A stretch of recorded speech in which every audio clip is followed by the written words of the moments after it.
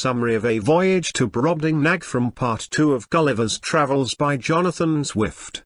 Written by Ohidur. Part 2, Chapters 1. 2 months after returning to England, Gulliver is restless again, sets sail on a ship called the Adventure, traveling to the Cape of Good Hope and Madagascar before encountering a monsoon drawing the ship off coast. Ship eventually arrives at an unknown land mass, no inhabitants about, and the landscape is barren and rocky. Walking back to the boat, sees, already left without him, tries to chase after it, but then sees, a giant is following the boat, runs away, stops, on a steep hill, can see the countryside, is shocked to see, grass is about 20 feet high, walks down what looks like a high road but turns out to be a footpath through a field of barley, walks for a long time but cannot see anything beyond the stalks of corn, which are 40 feet high, tries to climb a set of steps into the next field, but cannot mount them because too high, trying to climb up the stairs, sees another giant inhabitant, hides but it calls for more people to come, and begin to harvest the crop with scythes, lies down and bemoans his state, thinking about how insignificant he must be to these giant creatures. One servant comes close with both his foot and his scythe, so Gulliver screams as loudly as he can. Giant finally notices, picks up between fingers to get a closer look. Gulliver tries to speak to him in plaintive tones, bringing his hands together, and the giant seems pleased, makes it clear, fingers are hurting him, and the giant places him in his pocket and begins to walk toward his master. Giant's master. The farmer takes Gulliver from his servant and observes him more closely, asks the other servants if they have ever seen anything like Gulliver, then places him onto the ground, sit around in a circle. Gulliver kneels down and begins to speak as loudly as he can, taking off his hat and bowing to the farmer, presents a purse full of gold. Farmer takes into his palm, cannot figure out what it is, even after Gulliver empties the coins into his hand. Takes Gulliver back to his wife, who is frightened of him. Servant brings in dinner, and all sit down to eat. Gulliver sitting on the table not far from the farmer's plate. They give him tiny bits of their food, and he pulls out his knife and fork to eat, which delights the giants. Son picks up and scares him. But the farmer takes Gulliver from the boy's hands and strikes his son. Gulliver makes a sign, boy should be forgiven, and kisses his hand. After dinner, wife lets Gulliver nap in her own bed, wakes up, finds 2 rats attacking him, and he defends himself with his hanger, or sword. Summary, Chapter 2. Farmer's 9-year-old daughter, whom Gulliver calls Glumdalclitch, or nursemaid, has a doll's cradle that becomes Gulliver's permanent bed. Glumdalclitch places the cradle inside a drawer to keep Gulliver safe from the rats, becomes Gulliver's caretaker and guardian, sewing clothes for him and teaching him the giant's language. Farmer begins to talk about Gulliver in town, and a friend of the farmer's comes to see him, looks at Gulliver through his glasses, and Gulliver begins to laugh at the sight of the man's eyes through the glass. Man becomes angry and advises to take Gulliver into the market to display him, agrees, and Gulliver is taken to town in a carriage very uncomfortable, placed on a table while Glumdalclitch sits down on a stool beside him, with 30 people at a time walking through as he performs tricks.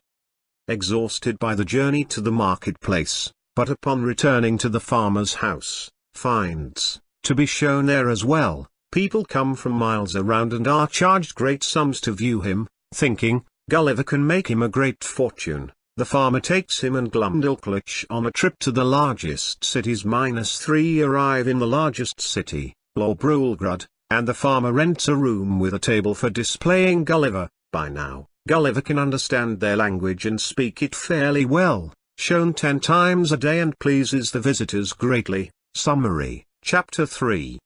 Strain of traveling and performing tricks takes its toll on Gulliver, and he begins to grow very thin. Farmer notices Gulliver's condition and resolves to make as much money as possible before Gulliver dies. Meanwhile, an order comes from the court, commanding the farmer to bring Gulliver to the Queen for her entertainment. Queen is delighted with Gulliver's behavior and buys him from the farmer for 1,000 gold pieces. Gulliver requests, Glumdalclitch be allowed to live in the palace as well, explains his suffering to the queen, and she is impressed by his intelligence. She takes him to the king, who at first thinks he is a mechanical creation.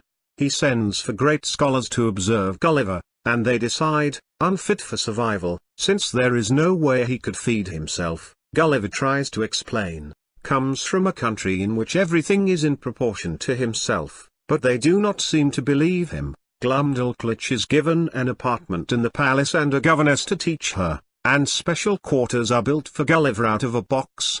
They also have clothes made for him from fine silk, but Gulliver finds them very cumbersome, awkward because of being large, heavy or not effective. Queen grows quite accustomed to his company, finding him very entertaining at dinner, especially when he cuts and eats his meat. He finds her way of eating repulsive, since her size allows her to swallow huge amounts of food in a single gulp, to eat or drink food or liquid quickly by swallowing it in large amounts, or to make a swallowing movement because of fear, surprise or excitement. King converses with Gulliver on issues of politics, and laughs at his descriptions of the goings-on in Europe, finds it amusing. People of such small stature should think themselves so important, and Gulliver is at first offended, then comes to realize, too has begun to think of his world as ridiculous. Queen's dwarf is not happy with Gulliver, since used to being the smallest person in the palace and a source of diversion for the royal court,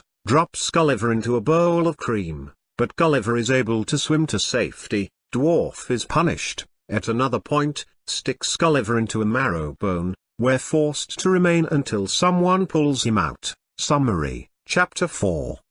Gulliver describes the geography of Brobdingnag, noting first, since the land stretches out about 6,000 miles, there must be a severe error in European maps. Kingdom is bounded on one side by mountains and on the other 3 sides by the sea. Water is so rough, no trade with other nations. Rivers are well stocked with giant fish, but the fish in the sea are of the same size as those in the rest of the world, and therefore not worth catching. Gulliver is carried around the city in a special traveling box, and people always crowd around to see him. Asks to see the largest temple in the country and is not overwhelmed by its size, since at a height of 3,000 feet it is proportionally smaller than the largest steeple in England. Summary, Chapter 5.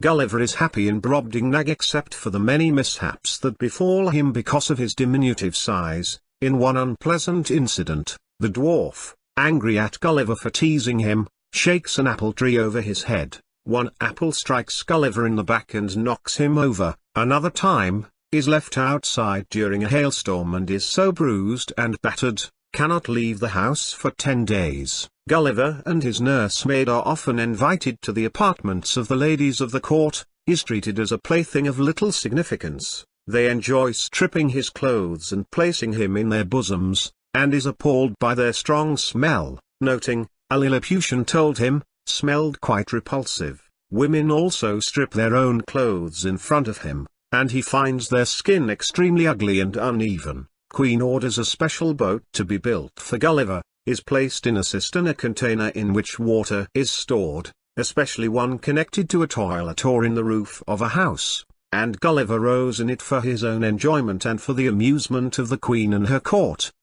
Yet another danger arises in the form of a monkey, which takes Gulliver up a ladder, holding him like a baby and force-feeding him, is rescued from the monkey, and Glumdalclitch tries to find out private facts about a person, the food from his mouth with a needle, after which Gulliver vomits, so weak and bruised an injury or mark where the skin has not been broken but is darker in color, often as a result of being hit by something, stays in bed for 2 weeks. Monkey is killed and orders are sent out. No other monkeys be kept in the palace. Summary, Chapter 6. He said, knew no reason why those who entertain opinions prejudicial to the public should be obliged to change, or should not be obliged to conceal them. Gulliver makes himself a comb from the stumps of hair left after the king has been shaved, also collects hairs from the king and uses them to weave the backs of 2 small chairs, which he gives to the queen as curiosities. Is brought to a musical performance, but so loud, can hardly make it out. decides to play the spinet, an early type of musical instrument played like a piano for the royal family, but must contrive a novel way to do it, since the instrument is so big, uses large sticks and runs over the keyboard with them, but can still strike only 16 keys. Thinking, King has unjustly come to regard England as insignificant and laughable, Gulliver tries to tell him more about England, describing the government and culture there. King asks many questions and is particularly struck by the violence of the history Gulliver describes, then takes Gulliver into his hand and, explaining, he finds the world Gulliver describes to be ridiculous, contemptuous, and strange, tells him, he concludes, most Englishmen sound like odious vermin, small animals and insects that can be harmful and which are difficult to control when they appear in large numbers.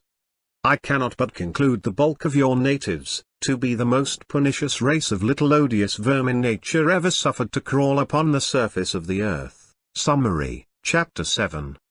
Gulliver is disturbed by the king's evaluation of England, tries to tell him about gunpowder, describing it as a great invention and offering it to the king as a gesture of friendship. King is appalled by the proposal, and Gulliver is taken aback, thinking, King has refused a great opportunity, thinks, King is unnecessarily scrupulous and narrow-minded for not being more open to the inventions of Gulliver's world. Gulliver finds the people of Brobdingnag in general to be ignorant and poorly educated. Laws are not allowed to exceed in words the number of letters in their alphabet, and no arguments may be written about them. They know the art of printing but do not of many books, and their writing is simple and straightforward. One text describes the insignificance and weakness of Brobdingnagians and even argues, at one point they must have been much larger. Summary, Chapter 8.